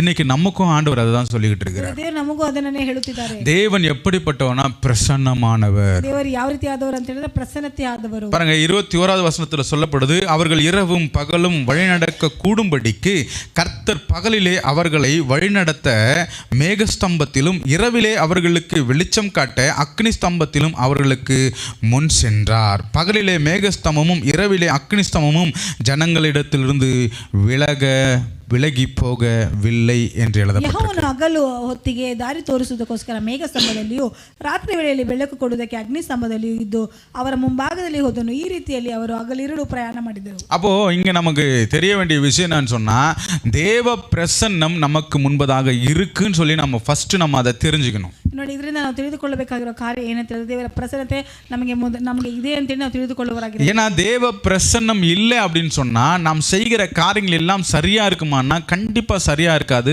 எதனால் அப்படின்னு சொன்னா அந்த இடத்துல நம்முடைய சுயங்கள் வெளிப்படும். ನೋಡಿ, ದೇವರ ಪ್ರಸನ್ನತೆ ನಮ್ಮಲ್ಲಿ ಇಲ್ಲ ಅಂತ ಹೇಳಿದ್ರೆ ಅಲ್ಲಿ ಎಲ್ಲ ಸರಿಯಾಗಿದೆ ಅಂತ ಹೇಳಿದ್ರೆ ಇಲ್ಲ, ಅಲ್ಲಿ ನಮ್ಮ ಸ್ವಾರ್ಥಗಳು ಹೊರ ಬರುತ್ತದೆ. அப்போ தேவன் நமக்கு முன்னாடி போறாருன்னா அவர் சும்மா போக மாட்டாரு, அவர் பிரசன்னத்தை நம்மோடு கூட வைத்து அவர் நம்மை முன்னெடுத்துகிறவராக இருக்கிறார். ನಮ್ಮ ಮುಂದೆ ಹೋಗುತ್ತಾರೆ ಅಂತ ಹೇಳಿ ಅದನ್ನು ಸುಮ್ಮನೆ ಹೋಗೋದಿಲ್ಲ, ಆತನ ಪ್ರಸನ್ನತೆ ನಮ್ಮಲ್ಲಿ ಇಟ್ಟು ಅದರ ಮುಂದೆ ಹೋಗುವರಾಗಿರುತ್ತಾರೆ. பாருங்க, இங்க அழகா எழுதப்பட்டிருக்கு பாருங்க, அவர்களுக்கு இரவிலே மேகஸ்தம்பமும் வெளிச்சத்துக்கு அக்னி ஸ்தம்பமும் ரெண்டு விதமாக பிரசன்னத்தை அவர்களுக்கு தேவன் தந்து நடத்துகிறவராக இருக்கிறார். ನೋಡಿ, ಆತನ ಅಲ್ಲಿ ಮೇಘ ಸ್ತಂಭದಲ್ಲಿಯೂ ಅಗ್ನಿ ಸ್ತಂಭವಾಗಿ ಅವರಿಗೆ ಎರಡರಲ್ಲೂ ಕೊಟ್ಟು ಅಲ್ಲಿ ಮುಂದೆ ನಡೆಸೋದನ್ನು ನೋಡಬಹುದು. ஏன்னா இந்த ஒரு பிரசன்னம் அவர்கள் மத்தியில இல்லைன்னு சொன்னா அவங்களுக்குள்ளே முதல் ஒரு கேள்வி எழும்பும், கர்த்தர் எங்களோடு கூட இருக்கிறாரா என்று. ನೋಡಿ, ಆ ಪ್ರಸನ್ನತೆ ಅವರಲ್ಲಿ ಇಲ್ಲದಿದ್ದರೆ ಅವರಿಗೆ ಮೊದಲನೇದಾಗಿ ಪ್ರಶ್ನೆ ಬರ್ತದೆ, ದೇವರು ನಮ್ಮ ಸಂಗಡ ಇದ್ದಾರಾ ಅಂತೇಳಿ. அந்த கேள்வியே எழும்பக்கூடாதுன்னு சொல்லி தான் அங்க என்ன பண்றாருன்னா பிரசன்னத்தை காமிச்சு கொடுக்குறாரு. ಅಲ್ಲಿ ಆ ಪ್ರಶ್ನೆ ಎದ್ದೊಳಬಾರ್ದು ಅಂತೇಳಿ ಆ ಪ್ರಸನ್ನತೆ ತೋರಿಸಿ ಕೊಡುತ್ತಿದ್ದಾರೆ. அப்போ ஒரு காரியத்தை நம்ம இன்னைக்கு தெளிவா புரிஞ்சுக்கலாம், தேவ பிரசன்னம் நமக்கு முன்பதாக இருக்கிறது. ಒಂದು ಕಾರ್ಯ ಚೆನ್ನಾಗಿ ತಿಳಿದುಕೊಳ್ಳೋಣ, ದೇವರ ಪ್ರಸನ್ನತೆ ನಮ್ಮ ಮುಂದೆ ಚೆನ್ನಾಗಿ ಇದೆ. அந்த பிரசன்னத்துக்குள்ளே மறைந்திருக்கிறவர்கள் ஒரு நாளும் கைவிடப்பட மாட்டார்கள். ಆ ಪ್ರಸನ್ನತೆಯಲ್ಲಿ ಮರೆಯಾಗಿರೋರು ಒಂದು ದಿವಸ ಅವರು ಕೈ ಬಿಡಲ್ಪಡುವುದಿಲ್ಲ. அல்லேலூயா. அந்த பிரசன்னத்துக்குள்ள இருக்கிறவங்க ஒரு நாளும் என்ன பண்ண மாட்டாங்கன்னு சொன்னா திகைக்க மாட்டாங்க. ನೋಡಿ, ಆ ಪ್ರಸನ್ನತೆ ಒಳಗೆ ಇರುವವರು ಯಾರು ಒಂದು ದಿವಸನೂ ಅಲ್ಲಿ ಕಳವಳಗೊಳ್ಳುವುದಿಲ್ಲ. சுயத்தினால வேணா நம்ம புலம்பலான ஒழிய, ಸ್ವಾರ್ಥವಾಗಿ ನಾವು ಬೇಕಾದ್ರೆ ಗುಣಗುಟ್ಟಬಹುದೇ ಹೊರತು, ஆனா உண்மையிலே பிரசன்னத்துக்குள்ள இருக்கிற எந்த ஒரு மனிதனும் எதற்காகவும் பரிதபிக்க மாட்டான்னு சொல்லி நமக்கு வேதம் தெளிவாய் ನೋಡಿ, காட்டுகிறது. ಪ್ರಸನ್ನತೆಯಲ್ಲಿ ಒಬ್ಬರು ಒಂದು ದಿವಸನೂ ಯಾವುದಕ್ಕೂ ಅಂಗಲಾಯಿಸುವುದಿಲ್ಲ ಅಂತೇಳಿ ಅಲ್ಲಿ ದೇವರ ವಾಕ್ಯ ಹೇಳಿಕೊಡುತ್ತದೆ. அப்போ ஆண்டவர் முதல்ல அவர் முன்பதா இருக்கிறாருன்னு சொன்னாவே நமக்கு காண்பிக்கிறது என்னன்னு சொன்னா தேவ பிரசன்னம். ನೋಡಿ, ದೇವರು ನಮ್ಮ ಸಂಗಡ ಇದ್ದಾರೆ, ನಮ್ಮ ಮುಂದೆ ಇದ್ದಾರೆ ಅಂತೇಳಿ ಮೊದಲಾಗಿ ತೋರಿಸಿಕೊಡುವುದೇ ಆತನ ಪ್ರಸನ್ನತೆ ಆಗಿದೆ. இரண்டாவதாக தேவன் நமக்கு முன்பதாக போகும் பொழுது ಎರಡನೇದಾಗಿ ದೇವರು ನಮ್ಮ ಮುಂದೆ ಹೋಗಬೇಕಾದರೆ என்ன நடக்குது அப்படின்னு சொன்னா ಏನು ನಡೀತದೆ ಅಂತ ಹೇಳಿದ್ರೆ தேவன் நமக்காக யுத்தம் பண்ணுவார். ದೇವರು ನಮಗೋಸ್ಕರ ಆತನು ಯುದ್ಧ ಮಾಡುವ ದೇವರಾಗಿದ್ದಾರೆ. அல்லேலூயா. ಹಲ್ಲೆಲೂಯಾ. கர்த்தர் நமக்காக யுத்தம் பண்ணுகிற தேவனா இருக்கிறார். ದೇವರು ನಮಗೋಸ್ಕರ ಯುದ್ಧ ಮಾಡುವ ದೇವರಾಗಿದ್ದಾರೆ. இதுல நம்மள நிறைய பேருக்கு இதுல வந்துட்டு நம்பிக்கையும் கிடையாது, சிலருக்கு இது தெரியவும் தெரியாது. ಅನೇಕರಿಗೆ ಇದರಲ್ಲಿ ನಂಬಿಕೆನೂ ಇಲ್ಲ, ಅನೇಕರಿಗೆ ಈ ವಿಷಯ ತಿಳಿದೂ ಇಲ್ಲ. ஏன்னா எல்லா இடத்திலும் நான் தான் போராடணும், நான் தான் கஷ்டப்படணும், நான் தான் சண்டை போடணும், நான் தான் ஜெயிக்கணும்னு சொல்லி நம்ம முன்னாடி ஓடுறோம். ಅನೇಕ ಬಾರಿ ನಾವೇ ಮಾಡಬೇಕು, ನಾವೇ ಕಷ್ಟಪಡಬೇಕು, ನಾವೇ ಅದನ್ನು ಒಂದು ಸರಿಪಡಿಸಬೇಕು ಅಂತೇಳಿ ನಾವೇ ಹೋರಾಡುತ್ತೇವೆ. ஆனால் ஒரு காரியத்தை நம்ம தெளிவாக நம்ம புரிஞ்சுக்கணும், எனக்காக யுத்தம் பண்ணுகிறவர் எனக்காக ஒருவர் உண்டு என்று. ಅದೇ ಒಂದು ಕಾರ್ಯ ಸ್ಪಷ್ಟವಾಗಿ ತಿಳಿದುಕೊಳ್ಳಬೇಕು, ನನಗೋಸ್ಕರ ಯುದ್ಧ ಮಾಡೋರು ಒಬ್ಬರು ಇದ್ದಾರೆ ಅಂತೇಳಿ. பாருங்க, இஸ்ரவேல் ஜனங்கள் அந்த எகிப்திலிருந்து புறப்பட்டு போகும் பொழுது பாருங்க, எகிப்திலிருந்து பார்வோடு இருந்த ஜனங்கள் என்ன பண்றாங்கன்னா அவங்கள தொடர்ந்து வராங்க. ನೋಡಿ, ಐಗುಪ್ತದಿಂದ ಇಸ್ರೇಲ್ ಜನರು ಹೊರಟು ಬರಬೇಕಾದರೆ ಅವರ ಹಿಂದಟ್ಟಿ ಅಲ್ಲಿ ಫಾರೋನ್ನ ಸೇನೆಗಳು ಬರ್ತಾ ಇದೆ. நான் இந்த வார்த்தையை சேர்த்து சொல்ல விரும்பப்படுறேன். ಈ ವಾಕ್ಯವನ್ನು ಸೇರಿಸಿ ಹೇಳಲಿಕ್ಕೆ தேவ பிரசன்னத்துக்குள்ள இருக்கிறவர்கள், ದೇವ ಪ್ರಸನ್ನತೆ ಒಳಗೆ ಇರುವವರು பாருங்க, எதற்கும் பயப்படக்கூடாது. ಯಾವುದಕ್ಕೂ ಭಯ ಪಡುವುದು. ஆண்டவர் இங்க இதுதான் வலியுறுத்துறாரு. ದೇವರು ಇದನ್ನೇ ನಮಗೆ ಅಲ್ಲಿ ಹೇಳಿಕೊಡ್ತಾ ಇದ್ದಾರೆ. பாருங்க, தேவன் நீ பிரசன்னத்துக்குள்ள இருந்துட்டேனாவே உனக்காக நான் எல்லாவற்றையும் செய்வேன் என்கிறதான அர்த்தம். அது ನೀನು ಪ್ರಸನ್ನತೆಯಲ್ಲಿ ಇದ್ರೆ ನಿನಗೋಸ್ಕರ ನಾನು ಎಲ್ಲವನ್ನು ಮಾಡುತ್ತೇನೆ ಅಂತಾನೆ ಅರ್ಥ. ಅದ್ರಲ್ಲಿ 14வது அதிகாரம் 13வது வசனத்தில் எழுதப்படுது, அப்பொழுது மோசே ஜனங்களை நோக்கி, பயப்படாதிருங்கள், நீங்கள் நின்று கொண்டு இன்றைக்கு கர்த்தர் உங்களுக்கு செய்யும் ரட்சிப்பை பாருங்கள், இன்றைக்கு நீங்கள் காண்கிற எகிப்தியரை இனி என்றைக்கும் காண மாட்டீர்கள் என்றார். ಅಲ್ಲಿ ವಿಮೋಚನ ಕಾಂಡ 14ನೇ ಅಧ್ಯಾಯ 13ನೇ ವಾಕ್ಯ ಓದಬೇಕಾರೆ ಮೋಶೆ ಜನರಿಗೆ, ನೀವು ಅಂಜಬೇಡಿರಿ, ಸುಮ್ಮನೆ ನಿಂತುಕೊಂಡು ಯೆಹೋವನು ಇವತ್ತು ನಿಮ್ಮನ್ನು ರಕ್ಷಿಸುವ ರೀತಿಯನ್ನು ನೋಡಿರಿ, ನೀವು ಇವತ್ತು ನೋಡುವ ಐಗುಪ್ತರನ್ನು ಇನ್ನು ಮುಂದೆ ಎಂದಿಗೂ ನೋಡುವುದಿಲ್ಲ ಅಂದನು. பாருங்க, அந்த வார்த்தையோட அப்படியே நிறுத்தாம 14வது வசனத்துல இன்னும் அழகா ஒரு வார்த்தையை சொல்றாரு. ಆ ವಾಕ್ಯವನ್ನು ಹಾಗೆ ನಿಲ್ಲಿಸಿ ಬಿಡದೆ 14ನೇ ವಾಕ್ಯದಲ್ಲಿ ಇನ್ನೂ ಒಂದು ವಾಕ್ಯವನ್ನು ಸುಂದರವಾಗಿ ಹೇಳ್ತಾರೆ. கர்த்தர் உங்களுக்காக யுத்தம் பண்ணுவார், நீங்கள் சும்மா இருப்பீர்கள் என்றார். ಯೆಹೋವನು ನಿಮಗಾಗಿ ಯುದ್ಧ ಮಾಡುವನು, ನೀವಂತೂ ಸುಮ್ಮನೆ ಇರಿ ಎಂದು ಹೇಳಿದನು. அல்லேலூயா. பாருங்க, எந்த ஒரு மனிதனும் பிரசன்னத்துக்குள்ள போயிட்டான்னு சொன்னா அவன் யுத்தம் பண்ண வேண்டிய அவசியமே கிடையாது. ಯಾವೊಬ್ಬ ಮನುಷ್ಯನು ಪ್ರಸನ್ನತೆ ಒಳಗೆ ಹೋದರೆ ಆತನು ಯುದ್ಧ ಮಾಡಬೇಕಾಗಿರೋ ಅವಶ್ಯಕತೆನೇ ಇಲ್ಲ. ஏன்னா நமக்காக யுத்தம் பண்ண கர்த்தர் நமக்கு உண்டு. ಯಾಕಂದ್ರೆ ನಮಗೋಸ್ಕರ ಯುದ್ಧ ಮಾಡಲಿಕ್ಕೆ ದೇವರು ನಮ್ಮ ಸಂಗಡ ಇದ್ದಾರೆ. ஏன்னா வார்த்தையோடு நிறுத்துகிறவரல்ல என் தேவன், ವಾಕ್ಯದೊಂದಿಗೆ ನಿಲ್ಲಿಸುವ ದೇವರಲ್ಲ ನಮ್ಮ அதை ದೇವರು, செயல்படுத்தி காண்பிக்கிறவராக இருக்கிறார். ಅದನ್ನು ಮಾಡಿ ಮುಗಿಸುವ ದೇವರಾಗಿದ್ದಾರೆ. நம்மெல்லாம் சாதாரணமா பார்த்துக்கிட்டு இருக்கிறோம் ஆண்டவரை. ಆತನನ್ನೆಲ್ಲ ನಾವು ತುಂಬಾ ಸಾಧಾರಣವಾಗಿ ನೋಡುತ್ತಿದ್ದೇವೆ. ஆண்டவருக்கு ஒரு தூதன் அனுப்பினா போதும், ದೇವರಿಗೆ ಒಂದು ದೂತರನ್ನು ಕಳಿಸಿದರೆ 1,55,000 பேர் ஒரே நைட்ல ரத்தமும் கிடையாது, பாருங்க, சத்தமும் கிடையாது, காலையில விழுந்து பார்க்கும் பொழுது ஒருவனும் உயிரோட கிடையாது, ஒரே ஒரு தூதன். ಒಬ್ಬ ದೂತನನ್ನು ಕಳಿಸಿದರೆ ಸಾಕು, 1,85,000 ಜನರನ್ನು ಆತನು ಸಂಹರಿಸಿ ಯಾವ ಒಂದು ರಕ್ತವಿಲ್ಲದೆ ಯಾವ ಒಂದು ಶಬ್ದವಿಲ್ಲದೆ ಆತನು ಮುಗಿಸುವ ದೇವರಾಗಿದ್ದಾರೆ. அல்லேலூயா. ಹಲ್ಲೆಲೂಯಾ. அவ்வளவு பராக்கிரமம் உள்ள தேவன் தான் நம் தேவன். ಅಷ್ಟೊಂದು ಪರಾಕ್ರಮದೊಂದಿಗೆ ಇರುವಂತ ದೇವರೇ ನಮ್ಮ ದೇವರು. சரி, இப்படி சொல்லிட்டு ஆண்டவர் சும்மா இருக்கிறாரான்னா கிடையாது. ಈ ರೀತಿಯಾಗಿ ಹೇಳ್ಬಿಟ್ಟು ದೇವರು ಸುಮ್ಮನೆ ಇದ್ದಾರೆ ಅಂತ அவர் சொல்றாரு இல்லையா, உங்களுக்கு நீங்க சும்மா இருப்பீங்கப்பா, கர்த்தர் யுத்தம் பண்ணுவாருன்னு. ಅಲ್ಲಿ ಹೇಳ್ತಾ ಇದ್ರೆ ನೀವು ಸುಮ್ಮನೆ ಇರಿ, ದೇವರು ನಿಮಗೋಸ್ಕರ ಯುದ್ಧ சரி, ಮಾಡ್ತಾರೆ. ஆண்டவர் எகிப்தியரோடு எப்படி யுத்தம் பண்ணாருன்னு சொல்லி நம்ம பார்ப்போம். ದೇವರು ಹೇಗೆ ಐಗುಪ್ತರೊಂದಿಗೆ ಯುದ್ಧ ಮಾಡೋದು ಅಂತ ನೋಡೋಣ. 19வது வசனத்துல எழுதப்பட்டிருக்கு பாருங்க, 14:19. அப்பொழுது இஸ்ரவேலின் சேனைகளுக்கு முன்பாக நடந்த தூதனானவர் விலகி அவர்களுக்கு பின்னாக நடந்தார், அவர்களுக்கு முன் இருந்த மேகமும் விலகி அவர்களுக்கு பின்னாக நின்றது, அது எகிப்தியரின் சேனையையும் இஸ்ரவேலின் சேனையையும் ரா முழுவதும் ஒன்றோடு ஒன்று சேராதபடி அவர்கள் நடுவில் வந்து எகிப்தியருக்கு அது மேகமும் அந்தகாரமுமாய் இருந்தது, இஸ்ரவேலர்களுக்கோ அது இரவை வெளிச்சமாக்கிற்று. ಆಗ ಇಸ್ರಾಯೇಲರ ದಂಡಿನ ಮುಂದೆ ಹೋಗುತ್ತಿದ್ದ ದೇವದೂತನು ತನ್ನ ಸ್ಥಳವನ್ನು ಬಿಟ್ಟು ಅವರ ಹಿಂದಕ್ಕೆ ಬಂದನು, ಅವರ ಮುಂದಾಗಿದ್ದ ಮೇಘಸ್ತಂಭವು ಅಲ್ಲಿಂದ ಬಂದು ಅವರ ಹಿಂದೆ ನಿಂತುಕೊಂಡಿತ್ತು. ಆ ಮೇಘಸ್ತಂಭವು ಐಗುಪ್ತರ ಪಾಳೆಯಕ್ಕೆ ಇಸ್ರೇಲ್ ಪಾಳೆಯಕ್ಕೂ ನಡುವೆ ಒಂದು ಕತ್ತಲನ್ನು ಉಂಟು ಮಾಡಿದರು. ರಾತ್ರಿ இஸ்ரேல் எல்லாருக்கோஸ்கர ராத்திரிಯನ್ನು ಬೆಳಕು ಮಾಡಿತು. அல்லேலூயா. இங்க என்ன அழகா சொல்றாரு பாருங்க. அவர் காமிச்சு கொடுக்குறாருப்பா, நான் யுத்தம் பண்ணுகிறேன், நான் யுத்தம் பண்ற தேவன் மட்டும் சொல்லல மாத்திரம் கிடையாது, நான் செயலிலும் காண்பிக்கிற தேவன். ನಾನು ಯುದ್ಧ ಮಾಡುವ ದೇವರು ಅಂತ ಹೇಳಿ ಬರೀ ಮಾತಿನಲ್ಲಿ ಹೇಳುವಂತದ್ದಲ್ಲ, ಅದನ್ನು ಮಾಡಿ ತೋರಿಸುವ ದೇವರಾಗಿದ್ದಾರೆ. பாருங்க, எகிப்தியர் இஸ்ரவேல் ஜனங்களை நெருங்கி வர ஆரம்பிச்சிட்டாங்க பிடிக்கிறதுக்காக. ನೋಡಿ, ಐಗುಪ್ತರು ಇಸ್ರೇಲ್ ಜನರನ್ನು ಹಿಡಿಯೋದಕ್ಕೆ ಹಿಂದಟ್ಟಿ ಬಂದಿದ್ದಾರೆ. பாருங்க, அவங்க பிடிக்க வரும் பொழுது இங்க இஸ்ரவேல் ஜனங்கள் சண்டை போடல, கர்த்தர் அவர்களுக்காக சண்டை போட ஆரம்பிக்கிறார். ಅವರು ಹಿಡಿಲಿಕ್ಕೆ ಬಂದಾಗ ಆತನು ಅಲ್ಲಿ ಇಸ್ರೇಲ್ ಜನರು ಅಲ್ಲಿ ಅವರಿಗೆ ವಿರೋಧವಾಗಿ ಯುದ್ಧ ಮಾಡಿಲ್ಲ, ಆದರೆ ದೇವರು ಆತನಿಗೋಸ್ಕರ ಯುದ್ಧ ಮಾಡಿದ. பாருங்க, அவங்களுக்கு முன்னாக நடந்த தூதனானவர் விலகி அவர்களுக்கு பின்னாக போனாராம். அவர்களுக்கு முன்பதாக இருந்த அந்த மேகஸ்தம்பம் விலகி அவங்களுக்கு பின்னாக போய் நிக்குது. பாருங்க, ನೋಡಿ, ಅವರು ಮುಂದೆ ಹೋಗುತ್ತಿದ್ದ ದೇವದೂತನು ಅವರ ಹಿಂದೆ ಹೋಗಿ ನಿಲ್ಲುತ್ತಿದ್ದಾರೆ. ಅದೇ ರೀತಿ ಅವರಿಗೆ ಮುಂದೆ ಹೋಗುತ್ತಿದ್ದ ಮೇಘಸ್ತಂಭವು ಅವರ ಹಿಂದೆ ಹೋಗುತ್ತಿದೆ. நிறைய போராட்டம் நேரத்துல நம்ம என்ன பண்றோம்னு சொன்னா, நம்ம தான் சண்டைக்கு முன்னாடி போய் நிக்கிறவங்களா இருக்கிறோம். ನೋಡಿ, ಅನೇಕ ಬಾರಿ ಹೋರಾಟದ ಸಮಯದಲ್ಲಿ ನಾವೇ ಮುಂದೆ ಹೋಗಿ ಅಲ್ಲಿ ಜಗಳ ಮಾಡಲಿಕ್ಕೆ ನಿಲ್ಲುವವರಾಗಿರುತ್ತೇವೆ. அல்லேலூயா. நான் இந்த வார்த்தை எப்பவுமே என் கூட இருக்கிற நிறைய பேருக்கு சொல்லிக்கிட்டே இருப்பேன். ಈ ಒಂದು ವಾಕ್ಯವನ್ನು ನನ್ನ ಸಂಗಡ ಇರುವ அதிகமா பிரச்சனையோடு இருக்கிறவங்களுக்கு இந்த வார்த்தையை சொல்லுவேன். ಅಧಿಕವಾಗಿ ಹೋರಾಟದೊಂದಿಗೆ ಸಮಸ್ಯೆಯೊಂದಿಗೆ ಇರುವವರಿಗೆ ನಾನು ಹೇಳ್ತಾ ಇರ್ತೇನೆ, நீங்க சும்மா இருந்தீங்கன்னா ஆண்டவர் உங்களுக்காக யுத்தம் பண்ணுவார். ನೀವು ಸುಮ್ಮನೆ ಇದ್ದರೆ ದೇವರು ನಿಮಗೋಸ್ಕರ ಯುದ್ಧ ಮಾಡುತ್ತಾರೆ. நீங்க யுத்தம் பண்ண ஆரம்பிச்சீங்கன்னா ஆண்டவர் சும்மா ஆயிடுவார். ನೀವು ಯುದ್ಧ ಮಾಡಿದ್ರೆ ದೇವರು ಸುಮ್ಮನೆ ಆಗುತ್ತಾರೆ. அல்லேலூயா. ಹಲ್ಲೆಲೂಯಾ. ஆனா இங்க இஸ்ரவேல் ஜனங்கள் சும்மா இருந்தாங்க. ಆದರೆ ಇಲ್ಲಿ ಇಸ್ರೇಲ್ ಜನರು ಸುಮ್ಮನೆ ಇದ್ದರು. அதனால தான் பாருங்க, ஆண்டவர் பாருங்க முன்னாடி போய்கிட்டு இருந்தவர் அப்படியே விலகி பின்னாடி வந்து நிற்கிறார். ನೋಡಿ, ಹಾಗೆ ಮುಂದೆ ಹೋಗುತ್ತಿದ್ದವರು ಹಾಗೆ ಅಲ್ಲಿ ಹಿಂದಕ್ಕೆ ಬರುವುದನ್ನು இதுல இருந்து நமக்கு ஒரு காரியம் புரியுது. ஒரு பக்கம் மட்டும் என் தேவன் பாதுகாக்கிறவரல்ல, எப்பக்கமும் என் தேவன் பாதுகாக்கிறவராக இருக்கிறார். ಇದರಿಂದ ಒಂದು ಕಾರ್ಯ ಸ್ಪಷ್ಟವಾಗುತ್ತದೆ. ದೇವರು ನಮಗೆ ಒಂದು ಕಡೆ ಮಾತ್ರ ಆತನು ಕಾಯುವ ದೇವರಲ್ಲ, ಎಲ್ಲ ಕಡೆ ನಮ್ಮನ್ನು ಕಾದು ಕಾಪಾಡುವ ದೇವರಾಗಿದ್ದಾರೆ. பாருங்க, அங்கே அவங்களுக்கு அந்தகாரமாய் தெரிஞ்சது, இஸ்ரவேல் ஜனங்களுக்கு வெளிச்சமா இருந்தது. ನೋಡಿ, ಅಲ್ಲಿ ಐಗುಪ್ತರಿಗೆ ಅದು ಕತ್ತಲೆ ಆಗಿತ್ತು, ಆದರೆ ಇಸ್ರೇಲ್ ಮಕ್ಕಳಿಗೆ ಅದು ಬೆಳಕಾಗಿತ್ತು ಅಂತ. நீங்க ஒரு காரியத்தை கவனிச்சு பாருங்க.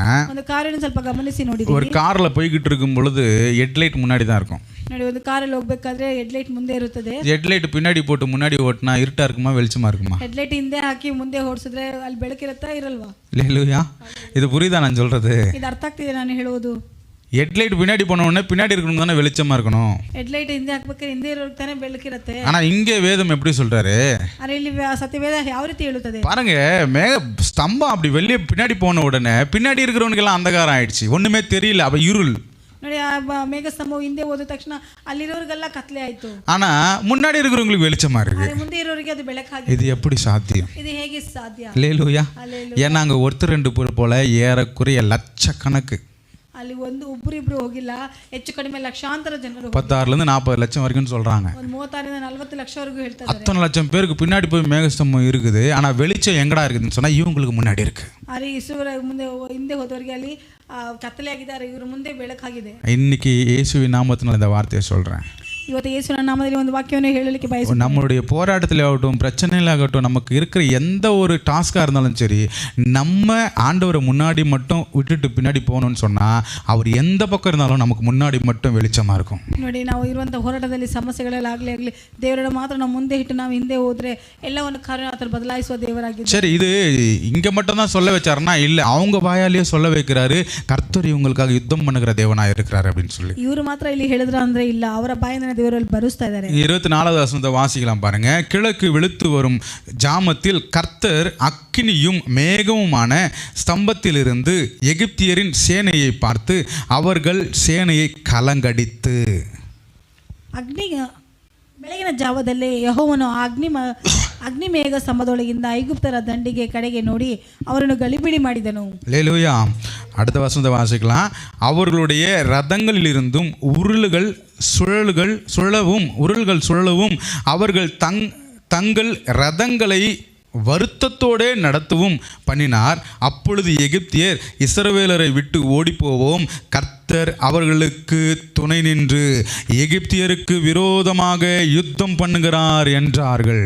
ಆತನು ಅವರ ರಥಗಳ ಚಕ್ರಗಳನ್ನು ಬಿಟ್ಟುದರಿಂದ ಐಗುಪ್ತರು ಬಹು ಕಷ್ಟಗಳಿಂದ ಒಡೆದುಕೊಂಡು ಹೋದರು. ಆಗ ಐಗುಪ್ತರು ನಾವು ಇಸ್ರಾಯೇಲರ ಮುಂದೆ ನಿಲ್ಲಲಾರೆವು, ಓಡಿ ಹೋಗೋಣ, ಯೆಹೋವನು ಅವರಿಗೋಸ್ಕರ ನಮಗೆ ವಿರೋಧವಾಗಿ ಯುದ್ಧ ಮಾಡುತ್ತಾನೆ ಎಂದು ಹೇಳಿಕೊಂಡರು. பாருங்க, கர்த்தர் நமக்காக யுத்தம் பண்ணுகிறத நம்ம பாப்போமோ இல்லையோ, நமக்கு எதிராக இருக்கிறவங்கள ஆண்டவர் பார்க்க வைப்பார். ನೋಡಿ, ಕರ್ತರು ನಮಗೋಸ್ಕರ ಯುದ್ಧ ಮಾಡೋದು ನಾವು ನೋಡ್ತೀವಿ, ನಾವು ಹೇಳ್ತೀವೋ ಇಲ್ವೋ, ಆದರೆ ನಮಗೆ ವಿರೋಧವಾಗಿ ಇರುವವರನ್ನ ದೇವರು நம்ம பாருங்க, ஒரு இடத்துல ஒரு சில பிரச்சனைகள் எழும்பிட்டாவே நம்ம புலம்பவர்களாகவும் அழுகிறவர்களாகவும் மாறிடுறோம். ನೋಡಿ, ಒಂದು ಸಮಸ್ಯೆಗಳು ನಮಗೆ ವಿರೋಧವಾಗಿ ಎದ್ದೇಳಬೇಕಾದ್ರೆ ನಾವು ಗುಣಗುಟ್ಟುವರಾಗಿ ನಾವು ಒಂದು ಭಯಪಡುವರಾಗಿ ಬದಲಾಗುತ್ತೇವೆ. ஏன்னா இன்னைக்கு சத்துரு வந்துட்டு தந்திரமான காரியங்களை நமக்கு முன்பதாக கொண்டு வந்து வைக்கிறான். ಯಾಕಂದ್ರೆ ಇವತ್ತು ಶತ್ರು ನಮಗೆ ಒಂದು ತಂತ್ರವಾದ ಕಾರ್ಯ ನಮ್ಮ ಮುಂದೆ ತೆಗೆದುಕೊಂಡು அந்த தந்திரமான காரியங்களை மட்டும் தான் நம்ம பார்த்து பயப்படுறோமே ஒழிய, அந்த தந்திரமான காரியங்களுக்கு எதிராக யுத்தம் பண்ணுகிற ஒருவர் நம்ம கூட இருக்கிறாருங்கிறத நம்ம என்ன பண்றோம், நிறைய நேரத்தில் மறந்துடுறோம். ಆ ತಂತ್ರವಾದ ಕಾರ್ಯವನ್ನು ಮಾತ್ರ ನಾವು ನೋಡಿ ಭಯಪಡ್ತೇವೆ ಹೊರತು ಆ ತಂತ್ರವಾದ ಕಾರ್ಯವನ್ನು ಜಯಿಸಲಿಕ್ಕೆ ದೇವರು ನಮ್ಮ ಸಂಗಡ ಇದ್ದಾರೆ ಅಂತೇಳಿ ನಾವು ಮರೆತು ಹೋಗ್ತೇವೆ. இன்னைக்கு ஒரு காரியத்தை நல்ல மனசுல பதிய வைங்க,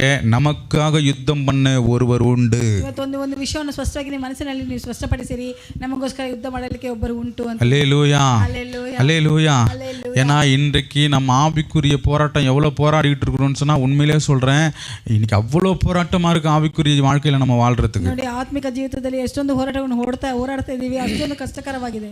அந்த இடத்துல நம்ம தாளந்துகளையோ நம்மளுடைய மூளையை கொண்டு வந்து நாங்கள் வைக்கக்கூடாது. ಅಲ್ಲಿ ನಮ್ಮ ಒಂದು ತಾಲಂತ್ ಆಗಲಿ, ನಮ್ಮ ಒಂದು ಮೂಲೆಗಳಾಗಲಿ ನಾವು ಯಾವುದೋ ಒಂದಲ್ಲಿ ಇಡಬಾರದು. நம்ம கொண்டு வந்து வைக்க வேண்டியது யாருன்னா கர்த்தராகிய இயேசு கிறிஸ்து. ನಾವು ಇಡಬೇಕಾಗಿರೋದು ಯಾರಂತ ಹೇಳಿದ್ರೆ ದೇವರಾದ ಯೇಸು ಕ್ರಿಸ್ತನ. அல்லேலூயா. இன்னைக்கு நமக்கு எதிராக என்ன ஆயுதங்கள் எழும்பினாலும், ನಮಗೆ ವಿರೋಧವಾಗಿ ಯಾವುದೇ ಆಯುಧ ಅದು ಎದ್ದೇಳಿದ್ರೆ அதை வாய்க்காதே செய்யும்படியாக ஒருவர் நம்மோடு கூட உண்டு. ಅದು ಸಫಲವಾಗದೆ ಹೋಗುವುದು ಆ ರೀತಿ ಮಾಡಲಿಕ್ಕೆ ದೇವರು ನಮ್ಮ ಸಂಗಡ ಉಂಟು. கண்டிப்பா கர்த்தர் நம்மோடு இருக்கிறார் என்று நம்மை பார்க்கிற எல்லா கண்களும் சொல்லும், ஆண்டவர் நமக்கு முன்பதாக போனார் அப்படின்னு சொன்னான். ನೋಡಿ, ನಮ್ಮನ್ನು ನೋಡುವಂತ ಒಬ್ಬೊಬ್ಬರು ಹೇಳಲಿಕ್ಕೆ ಸಾಧ್ಯ, ದೇವರು ನಮ್ಮ ಸಂಗಡ ಉಂಟು ಅಂತೇಳಿ ಹೇಳಲಿಕ್ಕೆ ಆತನು ಸಾಧ್ಯವಾಗಿದೆ. ಯಾಕಂದ್ರೆ ಅದು ನಮ್ಮ ಮುಂದೆ ಹೋಗುವ ದೇವರ ஒரே ஒரு காரியம் தான். நேற்று நம்மளை பார்க்கும்போது ஒரு மாதிரியா இருக்கும், இன்னைக்கு நம்ம கர்த்தருக்கு முன்னாடி வச்சுட்டு போகும்போது இன்னைக்கு பார்க்கும்போது நம்ம வேற மாதிரி இருப்போம். ನೋಡಿ, ನಮ್ಮನ್ನು ನಿನ್ನೆ ನೋಡಬೇಕು ಒಂದು ರೀತಿ ಇರುತ್ತೆ, ಆದರೆ ನಾವು ದೇವರ ಮುಂದೆ ಇಟ್ಟು ಹೋಗಬೇಕಾದ್ರೆ ಅದು ಬೇರೆ ರೀತಿ ಇರುತ್ತದೆ. அல்லேலூயா. லேகியன் பிசாசு பிடித்திருந்த அந்த சகோதரனை பாருங்க, ஆண்டவர் சந்திக்கிறதுக்கு முன்னாடி ஒரு மாதிரி பார்த்தாங்க. ನೋಡಿ, ಆ ಲೇವಿ ಅಂತ ಹೇಳಿ ಆ ಒಂದು ದೆವ್ವ ಹಿಡಿದಂತ ಆ ಒಂದು ಯವ್ವನಸ್ಥ ನೋಡಬೇಕಾದ್ರೆ ಒಂದು ರೀತಿ ನೋಡಿದ್ರು. ஆனா இயேசு வந்து அவனை சந்தித்த பிறகு, ಆದರೆ ಯೇಸು ಬಂದು ಆತನನ್ನು ಸಂತಿಸಿದ ಮೇಲೆ அவனை எல்லாருமே ஆச்சரியமா பார்த்தாங்க. ಆತನನ್ನು ಎಲ್ಲರೂ ಆಶ್ಚರ್ಯವಾಗಿ ನೋಡಿದ್ರು. அல்லேலூயா. அது வரைக்கும் பார்க்காத ஒரு முகத்தை அவங்க கிட்ட பார்த்தாங்க. ಅದುವರೆಗೂ ನೋಡದಿರುವಂತ ಮುಖವನ್ನು ಆತನ ಬಳಿ ನೋಡಿದರು. என்ன முகம் தெரியுமா? ಯಾವ ಮುಖ ಗೊತ್ತಾ? இயேசுவின் முகம். ಯೇಸುವಿನ ಮುಖ. அல்லேலூயா.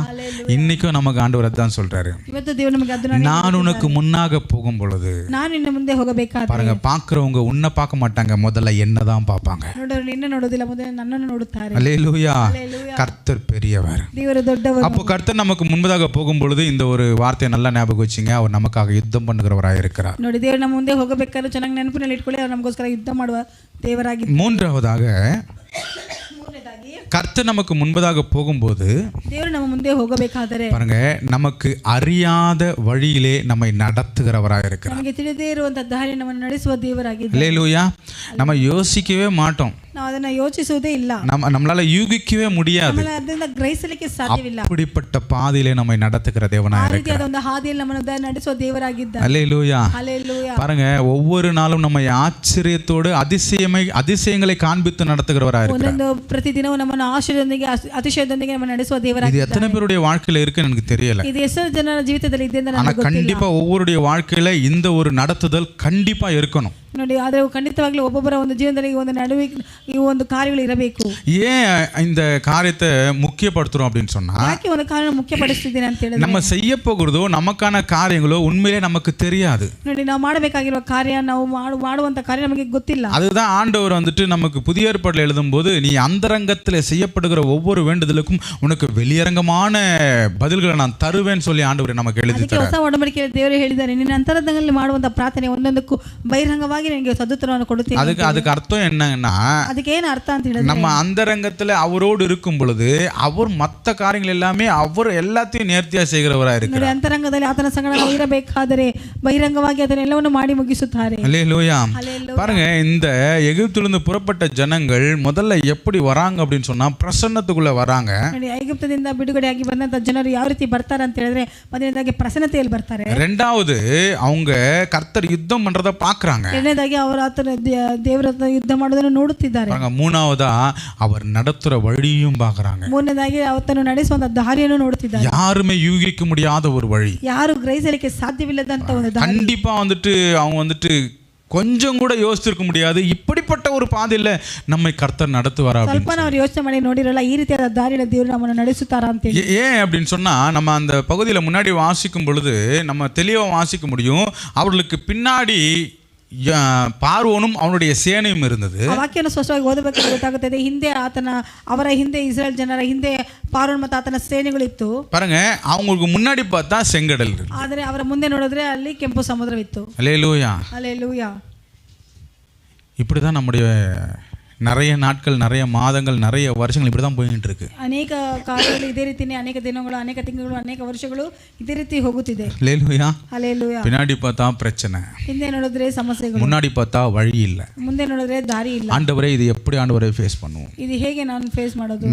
எனக்கு நெருங்கிய சிலரோடு நான் பேசிட்டு இருக்கும்போது இந்த வேர்ட் சொல்லிக்கிட்டு இருப்பேன் அவங்களுக்கு. ನನಗೆ ಸುಮ್ಮ ಹತ್ತಿರದಲ್ಲಿರುವಂಥವ್ರಿಗೆ ಅನೇಕರಿಗೆ ವಾಕ್ಯನ ಹೇಳ್ತಾ ಇರ್ತೀನಿ. என்ன சொல்லுவேன்னு சொன்னா, கடன் வாங்காதீங்க, ನಾನು ಹೇಳೋ ಕಾರ್ಯ ಸಾಲ ತೆಗೆದುಕೊಳ್ಳಬೇಡಿ, ஒரு தீர்மானம் எடுங்க, ತೀರ್ಮಾನ ತೆಗೆದುಕೊಳ್ಳಿರಿ, தீர்மானத்தோட நீங்க இந்த மாசத்தை நீங்க முன்னாடி மூவ் பண்ணுங்க, ತೀರ್ಮಾನದೊಂದಿಗೆ ಈ ತಿಂಗಳನ್ನು ನೀವು ಮೂವ್ ಮಾಡಿ அப்படின்னு சொல்லுவேன்.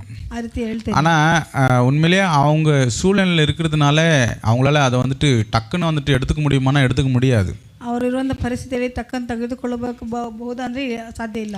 அப்போ அவங்களுக்கு இருக்கிற ஒரு பெரிய காரியம் என்ன அப்படின்னு சொன்னா, ಅವ್ರಿಗಿರುವಂಥ ಒಂದು ದೊಡ್ಡ ಕಾರ್ಯ ಏನಂತ ಹೇಳಿದ್ರೆ, பின்னாடி கடன் சுமை இருக்கு, ಹಿಂದೆ ಒಂದು ಸಾಲದ ಒಂದು ಹೊರೆ ಇದೆ. அடுத்து வேற எதனா கடன் வாங்கினா தான் கொஞ்சம் வீட்டை ரன் பண்ண முடியும். ಇನ್ನು ಕೆಲವು ಸಾಲ ತೆಗೆದುಕೊಂಡ್ರೆ ಮಾತ್ರ ಮನೆಯನ್ನು ನಡೆಸಲಿಕ್ಕೆ ಸಾಧ್ಯ. எங்க சம்பளமோ கம்மி, ನಮ್ಮ ಸಂಬಳವೂ ಕಡಿಮೆ, வருமானம் கிடையாது, ಅಲ್ಲಿ ಯಾವ ಒಂದು ಆದಾಯ ಇಲ್ಲ, முன்னாடி எந்த வழியும் இல்ல, ಮುಂದೆ ಯಾವ ಒಂದು ದಾರಿ ಇಲ್ಲ, எந்த சோர்ஸும் கிடையாது, ಯಾವ ಒಂದು ಸೋರ್ಸ್ ಇಲ್ಲ, எந்த நம்பிக்கையில நான் தீர்மானத்தோடு முன்னாடி போறது, ಯಾವ ಒಂದು ತೀರ್ಮಾನದೊಂದಿಗೆ, ಯಾವ ಒಂದು ನಂಬಿಕೆಯೊಂದಿಗೆ ನಾವು ಮುಂದೆ ಹೋಗೋದು. இன்னைக்கு நிறைய விஷயத்துல நம்ம அப்படிதான் யோசிச்சுக்கிட்டு இருக்கிறோம். ಅನೇಕ ಬಾರಿ ಅನೇಕ ವಿಷಯದಲ್ಲಿ ಈ ರೀತಿ ಯೋಚನೆ ಮಾಡ್ತಾ ಇದ್ದೇವೆ. இன்னைக்கு படிப்பு காரியம் எடுத்தாலும் சரி, வேலை காரியம் எடுத்தாலும் சரி, குடும்ப காரியங்கள் எடுத்தாலும் சரி, சாத்தியமே இல்லாத சில விஷயங்களை நம்ம செய்யணும்னு சொல்லி ஆண்டவர் சொல்வாரு. ஆனால் நம்மால என்ன பண்ண முடியாதுன்னா அது யூகிக்கவே முடியாது. ಇವತ್ತು ಅನೇಕ ಬಾರಿ ಅದೇ ರೀತಿಯ ವಿದ್ಯಾಭ್ಯಾಸವಾಗಲಿ, ಕುಟುಂಬದ ಕಾರ್ಯಗಳಾಗಲಿ, ಇಲ್ಲ ಕೆಲಸ ಕಾರ್ಯಗಳಾಗಲಿ, ಯಾವುದೇ ಕಾರ್ಯಗಳು ಈ ರೀತಿಯಾಗಿ ನಡೆಸಬೇಕಂದಾಗ ಇದೊಂದು ಪ್ರಶ್ನೆಯಾಗಿ ನಿಲ್ಲುತ್ತೆ. அதே போலதான் இங்க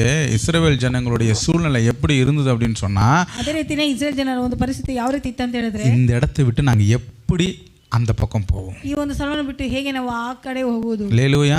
அல்லேலூயா. இன்னைக்கு நம்மள நிறைய பேர் அப்படிதான் இருக்கிறோம். ಇವತ್ತು ನಮ್ಮಲ್ಲಿ ನಾವು ಅನೇಕರು ಇದೇ ರೀತಿನೇ ಇದ್ದೇವೆ. இந்த வருடத்தின் கடைசி நாளில ஒரு தீர்மானம் எடுக்கலாம். ಈ ಒಂದು ವರ್ಷದ ಕೊನೆಯ ದಿನದಲ್ಲಿ ಒಂದು ತೀರ್ಮಾನ ತೆಗೆದುಕೊಳ್ಳೋಣ. கர்த்தர் நமக்கு முன்பதாக போகிறார். ದೇವರು ನಮ್ಮ ಮುಂದೆ ಹೋಗುತ್ತಾರೆ. அல்லேலூயா. அல்லேலூயா. எப்படி நான் அடுத்த வருஷத்தை நான் நடத்த போகிறேன், ಹೇಗೆ ನಾನು ಮುಂದಿನ ವರ್ಷ ನಡೆಸಲಿಕ್ಕೆ ಹೋಗ್ತೇನೆ, இந்த வருஷத்தை விட அடுத்த மாசத்தை நான் எப்படி நடத்த போகிறேன், ವರ್ಷಕ್ಕಿಂತ ಮುಂದಿನ ತಿಂಗಳು ಹೇಗೆ ನಡೆಸುವುದು, எதுவுமே கிடையாது. ಯಾವುದು ಇಲ್ವಲ್ಲ, என் கண்ணுக்கு எதுவுமே தெரியல, ನನ್ನ ಕಣ್ಣಿಗೆ ಯಾವುದು ಕಾಣ್ತಾ ಇಲ್ಲ, நான் எப்படி போக போறேன், ನಾನು ಯಾವ್ಗೆ ಹೋಗುವುದು, எனக்கு வழி எங்க இருக்கு, ನನಗೆ ಎಲ್ಲಿ ದಾರಿ, இதை நான் எப்படி நான் தாண்ட போகிறேன், ಇದನ್ನ ಹೇಗೆ ದಾಟುವುದು, என் பிள்ளைகளை எப்படி நான் கூட்டிட்டு போக போறேன். ನನ್ನ ಮಕ್ಕಳನ್ನು ಹೇಗೆ ನಾನು ಕರೆದುಕೊಂಡು ಹೋಗುವುದು. உண்மையிலே கேள்விகள் நிறைய, ನಿಜವಾಗ್ಲೂ ಪ್ರಶ್ನೆಗಳು ಅನೇಕ. ஆனா கர்த்தர் நமக்கு முன்னாடி போனா ಅದೇ ದೇವರು ನಮ್ಮ ಮುಂದೆ ಹೋದರೆ ஒரே ஒரு பதில் தான், ಒಂದೇ ಒಂದು ಉತ್ತರವೇ, நீ அறியாததும் உனக்கு எட்டாததுமான பெரிய காரியங்களை கர்த்தர் செய்கிறவராய் இருக்கிறார். ನಿನಗೆ ತಿಳಿದೇ ಇರುವುದನ್ನು, ನಿನಗೆ ಎಟಕದೇ ಇರುವಂತಹ ದೊಡ್ಡ ಕಾರ್ಯವನ್ನು ದೇವರು ಮಾಡುತ್ತಾರೆ. அல்லேலூயா. அல்லேலூயா. இந்த வார்த்தையை உண்மையிலே விசுவாசித்து பிடிங்க. ಆ ವಾಕ್ಯವನ್ನು ನಿಜವಾಗ್ಲೂ ವಿಶ್ವಾಸದೊಂದಿಗೆ சரி, இப்படிதான் எகிப்து பாருங்க, எகிப்தியர் பின்னாடி இருக்கிறாங்க, முன்னாடி செங்கடல் இருக்கு, எப்படி போகணும்னு சொல்லி ஒண்ணுமே புரியாத நிலை. ನೋಡಿ, ಇದೇ ರೀತಿನ ಇಸ್ರೇಲ್ ಜನರಿಗೂ ಹಿಂದ್ಗಡೆ ಒಂದು ಫಾರೋನ್ನ ಸೇನೆಗಳಿದೆ, ಮುಂದೆ ಕೆಂಪು ಸಮುದ್ರ ಇದೆ, ಯಾವ ರೀತಿ ಹೋಗುವುದು ಅಂತ ಗೊತ್ತಿಲ್ಲದೆ ನಿಂತುಕೊಂಡಿರುವ ಒಂದು ಸಮಯದಲ್ಲಿ நீங்க எகிப்துக்கு மோசேவை அனுப்பும்போது கர்த்தர் செய்த சில காரியங்களை நீங்க முன்ன வச்சு பார்த்தீங்கன்னு சொன்னா, ಐಗುಪ್ತಕ್ಕೆ ಮೋಶೆಯನ್ನು ಕಳಿಸುವಾಗ ದೇವರು ಅಲ್ಲಿ ಮಾಡಿದಂತ ಕೆಲವು ಕಾರ್ಯ ನೋಡಬೇಕಾದ್ರೆ எகிப்துக்கு நேராக சில வாதைகள் ஆண்டவர் அனுப்புவார். ಅಲ್ಲಿ ಐಗುಪ್ತಕ್ಕೆ ವಿರೋಧವಾಗಿ ಕೆಲವು ರೋಗಗಳನ್ನು ದೇವರು ಕಳಿಸ್ತಾರೆ. ரெஃபரன்ஸ் எடுத்தா லேட் ஆயிடும், அதனால நீங்க சம்பவமா நீங்க கவனிங்க. ಅದು ರೆಫರೆನ್ಸ್ ಆಗಿದ್ರೆ ಲೇಟ್ ಆಗುತ್ತದೆ, ಹಾಗೆ ಸಮವಾಗಿ ಹೇಳುತ್ತೇನೆ. அப்போ எகிப்து அனுப்பும்போது, மோசே அனுப்பும்போது முன்னாடியே ஆண்டவர் சொல்லி அனுப்புவார்.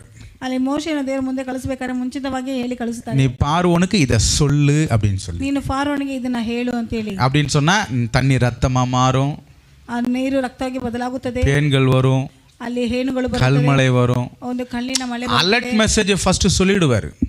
ಎಲ್ಲ ಅಲರ್ಟ್ ಮೆಸೇಜ್ அப்படின்னா நடக்க போறத முன்னாடியே சொல்லிடுவாரு. ನಡೆಯುವುದನ್ನು ಮುಂಚಿತವಾಗಿ ಹೇಳ್ತಾರೆ. ஆனா எல்லா மோசேக்கு சொன்ன தேவன் இங்கே வழியை சொல்லல. ಎಲ್ಲವನ್ನು ಮುಂಚಿತವಾಗಿ ಮೋಸೆಗೆ ಹೇಳಿದ ದೇವರು ಇಲ್ಲಿ ದಾರಿಯನ್ನು ದೇವರು ಮೋಸೆಗೆ ಹೇಳಲಿಲ್ಲ. நமக்கும் அந்த மாதிரி தான் நிறைய நேரத்தில் சில வழிகள் ஆண்டவர் சொல்லவே மாட்டார், சைலண்டா இருப்பார். ನಮಗೂ ಅದೇ ರೀತಿ ದೇವರು ಅನೇಕ ಬಾರಿ ಈ ರೀತಿ ದಾರಿಗಳು ಹೇಳುವುದಿಲ್ಲ, ಹಾಗೆ ನಿಶಬ್ದವಾಗಿರುತ್ತಾರೆ. அல்லேலூயா. அல்லேலೂಯಾ. நம்ம குழம்பிக்கிட்டு இருப்போம், ஏண்டவரே நல்லா ஈஸியாக போகிற வழி இருந்துச்சு, அதை விட்டுட்டு நீங்கள் ஏண்டவரே சுற்றி சுற்றி கூட்டு போயிட்டு இருக்கிறீங்க. ಯಾಕೆ ದೇವರು ಸುಲಭವಾಗಿ ಹೋಗುವಂತ ದಾರಿ ಹೊಂದಿತ್ತು, ನೀವು ಯಾಕೆ ಸುತ್ತಿ ಸುತ್ತಿ ಕರ್ಕೊಂಡು ಹೋಗ್ತಾ ಇದ್ದೀರಾ? அல்லேலூயா. அல்லேலூயா. நிறைய கொஸ்டின்ஸ் தான் நம்மகிட்ட. ಅನೇಕ ಪ್ರಶ್ನೆಗಳೇ ನಮ್ಮ ಬಳಿ. ஆண்டவர் போகிற பாதையை அவர் தான் முன்னெடுத்திருக்கிறார், நமக்கு புதுசு புதுசு எல்லாம் சொல்ல மாட்டாரு. ನಾವು ದೇವರು ಹೋಗುವಂತ ಹಾದಿ ಆತನಿಗೆ ಮಾತ್ರ ತಿಳಿದಿರ್ತದೆ, ನಮಗೆ ಹೇಳುವುದಿಲ್ಲ. சரி, இங்கே அப்படிதான் பாருங்க, எந்த வழியிலே போகணுமோ அந்த வழியை முன்னாடி மோசேக்கு காண்பிக்கல. ನೋಡಿ, ಹೋಗಬೇಕಾದ ದಾರಿಯನ್ನು ಮುಂಚಿತವಾಗಿ ಮೋಸೆಗೆ ದೇವರು ತೋರಿಸಲಿಲ್ಲ. பாருங்க, அந்த அந்த அந்த சூழ்நிலையில் வந்து அந்த இடத்துல நிற்கும்போது தான் ஆண்டவர் அந்த வழியே காமிக்கிறார். ನೋಡಿ, ಒಂದು ಪರಿಸ್ಥಿತಿಯಲ್ಲಿ ಅಲ್ಲಿ ಬಂದು ಮುಂದೆ ನಿಲ್ಲಬೇಕಾದ್ರೆ ಮಾತ್ರ ದೇವರು ಆ ಒಂದು ದಾರಿಯನ್ನು ಆ ಒಂದು ಸಮಯದಲ್ಲಿ ತೋರಿಸಿಕೊಡುತ್ತಾರೆ. அப்போ நமக்கு இங்கே ஆண்டவர் என்ன சொல்றாருன்னு சொன்னா, ஒரே ஒரு காரியத்தை தான் உணர்த்துறார். ஜனங்க எல்லாருமே வந்துட்டு அந்த இடத்துல வந்துட்டு பாருங்க புலமையினவங்களா காணப்பட்டாங்க, ஆனால் மோசே ஒருத்தர் மட்டும் புலம்பல. ಈ ಒಂದು ವಿಷಯದಲ್ಲಿ ದೇವರು ಹೇಳುವಂತ ಕಾರ್ಯದಲ್ಲಿ ಏನಂತ ಹೇಳಿದ್ರೆ, ಎಲ್ಲಾ ಜನರಲ್ಲಿ ಗುಣಗುಟ್ಟುತ್ತಿದ್ದಾರೆ, ಮೋಸೆ ಗುಣಗುಟ್ಟಲಿಲ್ಲ. மோசே கேட்டிருக்கலாம், ஆண்டவரே எல்லாமே சொன்னீங்களா ஆண்டவரே, இது ஆண்டவரே எனக்கு சொல்லல.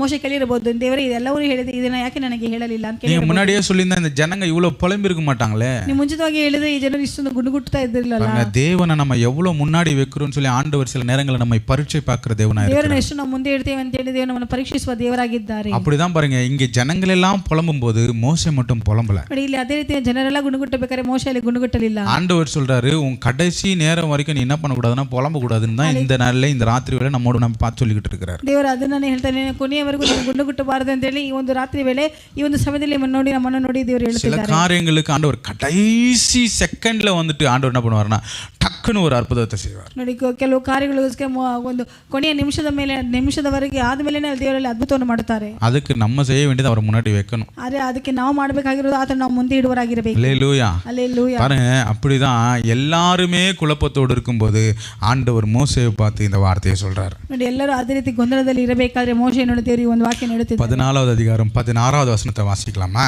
14ನೇ ಅಧ್ಯಾಯ 16ನೇ ವಾಕ್ಯವನ್ನು ಓದೋಣವಾ? நீ உன் கோலை ஓங்கி உன் கையை சமுத்திரத்தின் மேல் நீட்டி சமுத்திரத்தை பிளந்து விடு, அப்பொழுது இஸ்ரவேல் புத்திரர் சமுத்திரத்தின் நடுவாக வெட்டாந்தரையிலே நடந்து போவார்கள் என்றார். ನೀನು ನಿನ್ನ ಕೋಲನ್ನು ಎತ್ತಿ ಸಮುದ್ರದ ಮೇಲೆ ಕೈ ಚಾಚು, ಅದನ್ನು ವಿಭಾಗಿಸು, ಆಗ ಇಸ್ರೇಲೆಲ್ಲರೂ ಸಮುದ್ರ ಮಧ್ಯದಲ್ಲಿ ಒಣದ ನೆಲದಲ್ಲಿ ಮೇಲೆ ನಡೆಯುವುದು ಹೋಗುವರು ಅಂತ ಹೇಳಿ. அல்லேலூயா. பாருங்க, சில ஆச்சரியமான வழியில கர்த்தர் நம்மை நடத்தும் போது ಕೆಲವು ಆಶೀರ್ವಾದ ದಾರಿಯನ್ನು ದೇವರು ನಮ್ಮನ್ನು ನಡೆಸಬೇಕು. அவரை சொல்றதை நம்மளால ஏத்துக்கவே முடியாது. ಅದನ್ನು ಹೇಳೋದನ್ನು ನಮ್ಮಿಂದ ಸ್ವೀಕರಿಸಲಿಕ್ಕೆ ಸಾಧ್ಯವಿಲ್ಲ. நம்ம சும்மா சிம்பிளா சொல்லுவோம், ஆண்டவரே இதெல்லாம் சாத்தியமா? ನಾವು ಸುಮ್ಮನೆ ಸಿಂಪಲ್ ಆಗಿ ಹೇಳ್ತೇವೆ, ಇದೆಲ್ಲ ಸಾಧ್ಯವಾ ದೇವರೇ? அல்லேலூயா. ಹಲ್ಲೆಲೂಯಾ. நம்முடைய பார்வைக்கு அது பெருசு, ನಮ್ಮ ಒಂದು ದೃಷ್ಟಿಗೆ ಅದು ದೊಡ್ಡದು, ஆனா கர்த்தரின் பார்வைக்கு அது அற்ப காரியம். ದೇವರ ದೃಷ್ಟಿಗೆ ಅದು ಅರ್ಪ ಕಾರ್ಯ. அல்லேலூயா. இங்க மோசேக்கு சொல்றாரு, கோலை நீட்டு சமுத்திரத்தை ரெண்டா பிளந்துரு அப்படின்றாரு. ಅಲ್ಲಿ ಮೋಶೆಗೆ ಹೇಳ್ತಿದ್ದಾರೆ, ಅಲ್ಲಿ ಕೋಲನ್ನು ಚಾಚು, ಅಲ್ಲಿ ಸಮುದ್ರವು ಎರಡಾಗಿ ವಿಭಾಗವಾಗುತ್ತದೆ ಅಂತೇಳಿ. கோலை எப்படி நீட்டுறது, சமுத்திரத்தை ரெண்டா எப்படி பிளக்கிறது? ಆ ಕೋಲನ್ನು ಹೇಗೆ ಚಾಚುವುದು, ಹೇಗೆ ಆ ಸಮುದ್ರ ವಿಭಾಗಿಸುವುದು? ஆனா மோசேக்கு நல்லா தெரியும், ಆದರೆ ಮೋಶೆಗೆ ಚೆನ್ನಾಗಿ ಗೊತ್ತಿತ್ತು, எனக்கு முன்பதா இருக்கிறவர் வல்லமையுள்ள தேவன், ನನ್ನ ಮುಂದೆ ಇರುವರು ಆತನ ಪರಾಕ್ರಮದ ದೇವರಂತೇಳಿ. அல்லேலூயா. அல்லேலூயா. பாருங்க, அவர் மறுமொழியே பேசல. ನೋಡಿ, ಆತನ ಬೇರೆ ಒಂದು ಮಾತನ್ನು அவர் அந்த இடத்துல தேவன் சொன்னதை அப்படியே கீழ்ப்படிந்து செஞ்சார். ಆ ಒಂದು ಸ್ಥಳದಲ್ಲಿ ದೇವರು ಹೇಳಿದಾಗೆ ಅದೇ ರೀತಿ ಆತನು ಮಾಡಿದನು. நமக்கு ஆண்டவர் அப்படிதான் சொல்றாரு, சில காரியங்கள் நான் சொல்லும் பொழுது உங்களால் ஏற்றுக்கொள்ள முடியாது. ಅಲ್ಲಿ ನಮಗೂ ಇದೇ ರೀತಿನೇ ಹೇಳ್ತಾರೆ, ಕೆಲವು ವಾಕ್ಯ ನಾನು ಹೇಳಬೇಕಾದ್ರೆ ನಿಮಗೆ ಅದನ್ನು ಕೇಳಲಿಕ್ಕೆ ಸಾಧ್ಯವಿಲ್ಲ. ஆனா நீங்க அந்த வார்த்தைக்கு கீழ்ப்படிஞ்சிட்டீங்கன்னு சொன்னா அங்கே ஒரு அற்புதத்தை பார்ப்பீங்க. ಆದ್ರೆ ಆ ವಾಕ್ಯಕ್ಕೆ ನೀವು ತಗ್ಗಿದ್ರೆ, ವಿಧೇಯತ್ವರಾದ್ರೆ ನೀವು ಅಲ್ಲಿ ಅದ್ಭುತವನ್ನು ನೋಡುತ್ತೀರಾ ಅಂತ. அல்லேலூயா.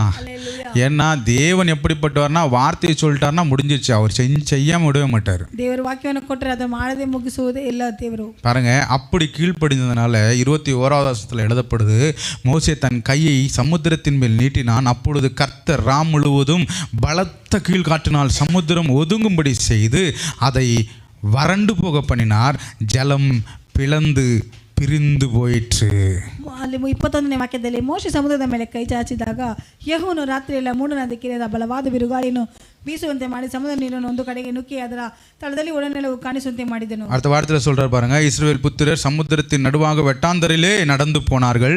அவர்கள் வலது புறத்திலும் அவர்கள் இடது புறத்திலும் ஜலம் அவர்களுக்கு மதிலாய் நின்றதாம்.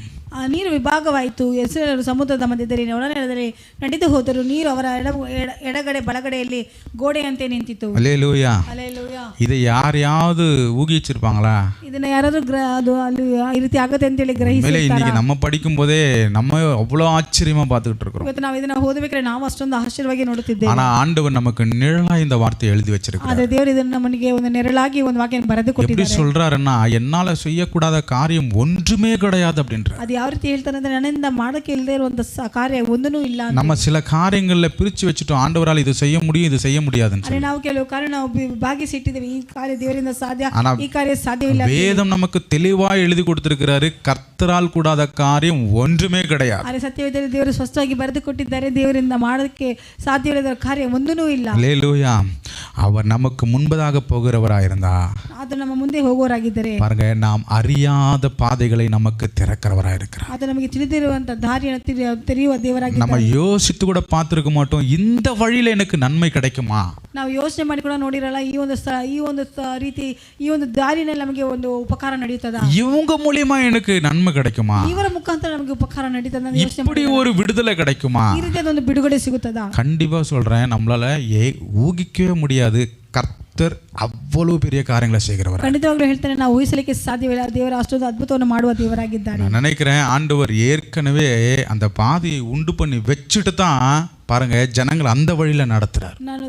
ನಾನು ಸ್ಪಷ್ಟಪಡಿಸಿಕೊಳ್ತೇನೆ, ದೇವರು ಮುಂಚಿತವಾಗಿ ಆ ದಾರಿಯನ್ನು ಉಂಟು ಮಾಡಿನೇ ಆ ಜನರನ್ನು ಆ ದಾರಿಯನ್ನು ನಡೆಸಿರ್ತಾರೆ. அப்போ நம்மளை குறித்து நம்ம யோசிக்கலாம், நம்மளை ஆண்டவர் அழைச்சி முன்னாடி கொண்டு போய்கிட்டு இருக்கிறாருன்னு சொன்னா, கண்டிப்பா சொல்றேன், நமக்கான எல்லாவற்றையும் ஆயத்தம் பண்ணி வச்சுட்டு தான் நம்மளை அந்த வழியில நடத்திக்கிட்டு இருக்காரு. ನಮ್ಮನ್ನು ದೇವರು ಕರೆದು ಅದೇ ರೀತಿಯೇ ನಡೆಸಿಕೊಂಡು ಎಲ್ಲವನ್ನು ಸಿದ್ಧ ಮಾಡಿ ಇಟ್ಟಿನೇ ನಮ್ಮನ್ನು ಆ ದಾರಿಯನ್ನು ನಡೆಸಿಕೊಂಡು ಹೋಗುವ ದೇವರಾಗಿದ್ದಾರೆ. நாம் செய்ய வேண்டியது ஒரே ஒரு காரியம், ஆண்டவரே நீங்க எங்க முன்னாடி போங்க, உங்க பின்னாடி நாங்க இருக்கிறோம். ನಾವು ಮಾಡಬೇಕಾಗಿರೋದು ಒಂದೇ ಒಂದು ಕಾರ್ಯ, ದೇವರೇ ನೀವು ನಮ್ಮ ಮುಂದೆ ಹೋಗಿರಿ, ನಾವು ನಿಮ್ಮ ಹಿಂದೆ ಇರುತ್ತೇವೆ ಅಂತ. அப்போ மூன்று காரியங்களை நம்ம நல்லா நம்ம இருதயத்துல பதிய வைக்கலாம். ಈ ಒಂದು ಮೂರು ಕಾರ್ಯ ನಮ್ಮ ಹೃದಯದಲ್ಲಿ ಚೆನ್ನಾಗಿ ನಾವು ಇಟ್ಟುಕೊಳ್ಳೋಣ. நம்ம புதிய வருடத்துக்குள்ள போக போறோம். ನಾವು ಹೊಸ ವರ್ಷದಲ್ಲಿ ಹೋಗಲಿಕ್ಕೆ, புதிய வருடத்துக்குள்ள போகும் பொழுது ஒரு தெளிவோட போகலாம். ಹೊಸ ವರ್ಷದಲ್ಲಿ ಹೋಗುತ್ತೆ ಮುಂಚಿತವಾಗಿ ಒಂದು ಸ್ಪಷ್ಟದೊಂದಿಗೆ ನಾವು ಒಳಗೆ ಹೋಗೋಣ. என்ன தெளிவு? ಯಾವ ಒಂದು ಸ್ಪಷ್ಟ? தேவனுடைய பிரசன்னம் நம்மோடு இருக்கிறது. ದೇವ ಪ್ರಸನ್ನತೆ ನಮ್ಮ ಸಂಗಡ ಇದೆ ಅಂತ ಹೇಳಿ, பிரசன்னத்துக்குள்ள நம்ம இருந்துட்டோம் அப்படின்னா, ಪ್ರಸನ್ನತೆಯಲ್ಲಿ ನಾವು ಇದ್ದರೆ பாருங்க, நமக்காக யுத்தம் பண்ணுகிற தேவன் நம்ம கூட இருக்கிறார். ನಮಗೋಸ್ಕರ ಯುದ್ಧ ಮಾಡುವ ದೇವರು ನಮ್ಮ ಸಂಗಡ ಇದ್ದಾರೆ. யுத்தம் பண்ணுகிறவரா மட்டும் சும்மா இருக்க மாட்டாரு. ಯುದ್ಧ ಮಾಡುವವರಾಗಿ ಮಾತ್ರ ಸುಮ್ಮನೆ ಇರೋದಿಲ್ಲ. நமக்கு அறியாத பாதையிலும் நம்மை பாருங்க சேஃபா கொண்டு போய் சேர்க்க வேண்டிய இடத்துல சேர்ப்பார். ನಮಗೆ ತಿಳಿದಿರುವಂತ ದಾರಿನಲ್ಲಿ ನಮ್ಮ ಸೇಫ್ ಆಗಿ ಕರೆದುಕೊಂಡು ಹೋಗಿ ಅದನ್ನು ಸೇರಿಸುವ ದೇವರಾಗಿ. அப்போ இந்த உலகத்துல இந்த பூமியில வாழ்ந்து கொண்டிருக்கிற நாம் மற்ற காரியங்களை குறித்து கவலைப்படவோ பயப்படப்படவோ ஒன்றும் தேவை கிடையாது. ಈ ಲೋಕದಲ್ಲಿ ಜೀವಿಸುತ್ತಿರುವ ನೀವು ನಾವು ಯಾವ ಒಂದು ವಿಷಯಕ್ಕೆ ಭಯಪಡುವುದು, ಯಾವ ಒಂದು ವಿಷಯಕ್ಕೆ ಕಳವಳಗೊಳ್ಳುವುದು ಬೇಕಾಗಿಲ್ಲ. வேண்டவே வேண்டாம். அது வேஸ்ட் ಇಲ್ಲ, வேஸ்ட். ಅದು ಅರ್ಥವಾಗಿದೆ. அதை விட்டுட்டு ಅದನ್ನ ಬಿಟ್ಟು ஆண்டவரே எனக்கு முன்னாடி நீங்க இருங்க, ನನ್ನ ಮುಂದೆ ನೀವು ಹಿಡಿದು. ஆண்டவர் அதுதான் இன்னைக்கு தெளிவா இந்த வார்த்தையை நமக்கு ஆண்டவர் தந்திருக்கிறார். ಅದಕ್ಕೋಸ್ಕರ ದೇವರು ಈ ಒಂದು ವಾಕ್ಯ ಸ್ಪಷ್ಟವಾಗಿ ನಮಗೆ ಕೊಟ್ಟಿದ್ದಾರೆ. அவர் வந்துட்டு ஞாபகப்படுத்துறாரு, எல்லாமே ஆல்ரெடி எழுதி வச்சாச்சு, ಎಲ್ಲವೂ ಮುಂಚಿತವಾಗಿ ಬರೆಯಲ್ಪಟ್ಟಿದೆ, நிறைய வாட்டி கேட்டுட்டோம், ತುಂಬಾ ಸಮಯ ಕೇಳಿದ್ದೇವೆ, ஆனாலும் ஞாபகப்படுத்துறாரு. ಆದ್ರೆ ನಮಗೆ ನೆನಪು ಮಾಡ್ತಾ ಇದ್ದಾರೆ. ஒருவேளை நீங்க போகிற பாதை ஏன் ஆண்டவரே இப்படிப்பட்ட நெருக்கமான பாதையா இருக்குன்னு நினைக்கிறீங்களா? ನೀವು ಹೋಗುವಂತ ದಾರಿ ಯಾಕೆ ದೇವರು ಇಷ್ಟೊಂದು ಇಕ್ಕಟ್ಟಾದ ದಾರಿ ಅಂತ ಹೇಳ್ತಾ ಇದ್ದಾರೆ? ஏன்டவரே எங்களுக்கு மட்டும் இந்த பிரச்சனைகள், ஏன்டவரே எங்களுக்கு மட்டும் இந்த சோதனைகள், ಯಾಕೆ ದೇವರು ನನಗೆ ಮಾತ್ರ ಈ ಶೋಧನೆ, ಯಾಕೆ ದೇವರು ನನಗೆ ಮಾತ್ರ ಈ ಸಮಸ್ಯೆ, ஏன்டவரே இது என்னால மட்டும் ஏன்டவரே இதை ஓவர் கம் பண்ணிட்டு போக முடியல, ಯಾಕೆ ದೇವರು ನನ್ನಿಂದ ಮಾತ್ರ ಇದನ್ನು ನಾನು ದಾಟಿ ಹೋಗಲಿಕ್ಕೆ ಸಾಧ್ಯವಾಗ್ತಾ ಇಲ್ಲ, ஏன்டவரே என் குடும்பத்துல மட்டும் இப்படி நடந்துட்டு இருக்கு, ಯಾಕೆ ದೇವರು ನನ್ನ ಕುಟುಂಬದಲ್ಲಿ ಮಾತ್ರ ಈ ರೀತಿ ನಡೆಯುತ್ತಿದೆ, ஏன் கேள்வி இருக்கா? ಯಾಕೆ ಅಂತ ಹೇಳಿ ಪ್ರಶ್ನೆ ಇದೆಯಾ? இன்னைக்கு அந்த ஏன் கேள்வி எடுத்துருங்க. ಯಾಕೆ ಅನ್ನೋ ಪ್ರಶ್ನೆಯನ್ನು ತೆಗೆದು ಹಾಕಿರಿ. அல்லேலூயா. அல்லேலூயா. ஏன் அப்படின்னு எடுத்துட்டு ಯಾಕೆ ಅಂತ ಹೇಳಿ ತೆಗೆದು ಬಿಟ್ಟು அந்த இடத்துல ಆ ಒಂದು ಸ್ಥಳದಲ್ಲಿ ஒரே ஒரு வார்த்தை முன்னாடி வைங்க, ಒಂದು ವಾಕ್ಯ ಮುಂದೆ ಇಡಿರಿ. ஆண்டவரே ஏன் கிடையாது, எங்க முன்னாடி நீங்க இருக்கிறீங்க, நீங்க போங்க. ಯಾಕೆ ಅನ್ನೋದಲ್ಲ, ದೇವರು ನೀವು ನಮ್ಮ ಸಂಗಡ ಮುಂದೆ ಇರಬೇಕು ಅಂತ ಹೇಳಿ அவர் சொல்றாரு பாருங்க, அவர் சகலத்தையும் நன்மைக்கு ஏதுவாக மட்டும் மட்டுமே செய்கிறாராம். ಆತನೇ ಹೇಳ್ತಾರೆ ಆತನ ಎಲ್ಲವನ್ನು ಒಳ್ಳೆಯದಕ್ಕೋಸ್ಕರವೇ ಆತನು ಮಾಡುವ ದೇವರಾಗಿದ್ದಾನೆ. 17வது வசனத்தில் நீங்கள் வாசிங்கனாவே தெரியும். 17வது வசனத்தில் வாசினா தெரியும். பாருங்க, அவங்க சண்டை யுத்தத்தில் மனசு உடஞ்சிடக்கூடாதுன்ற ஒரு காரணம் அவருக்கு முன்னாடியே தெரிஞ்சிருக்கு. ನೋಡಿ, ಅಲ್ಲಿ ಓದಬೇಕಾದ್ರೆ ಅವರು ಯುದ್ಧದಲ್ಲಿ ಅಲ್ಲಿ ಯಾವೊಂದು ಬೇಸರಗೊಳ್ಳಬಾರದು, ಅವರು ಅಲ್ಲಿ ಯಾವೊಂದು ಕಾರ್ಯ ಅವರಿಗೆ ಸಂಭವಿಸಬಾರದು ಅಂತೇಳಿ ಮುಂಚಿತವಾಗಿ ಆತನಿಗೆ ಗೊತ್ತಿತ್ತು. பாருங்க, அதனால தான் அந்த வழியில் கொண்டு போகாமல் அவர் எந்த வழியை வச்சிருந்தாரோ அந்த வழியில் கொண்டு போகிறார். ನೋಡಿ, ಆತನ ಯಾವ ಒಂದು ದಾರಿಯನ್ನು ಇಟ್ಟಿದ್ರೆ ಆ ಒಂದು ದಾರಿಯಲ್ಲಿ ಅವರನ್ನು ಕರೆದುಕೊಂಡು அவர் சொல்றாரு, நான் உனக்கு முன்னே போய் கோணலானவைகளை செவையாக்குவேன்.